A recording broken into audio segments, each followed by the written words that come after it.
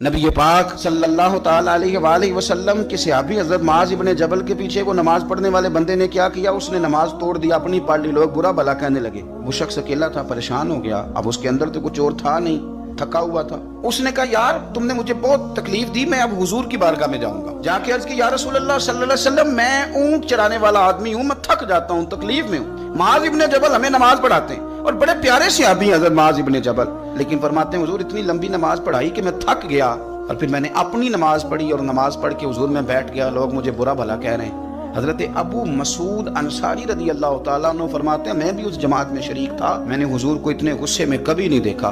फरमाया, बुलाओ ना मुआज़ इब्ने जबल को। हजरत मुआज़ इब्ने जबल आए तो हुजूर फरमान, ये लफ्ज है हदीस के।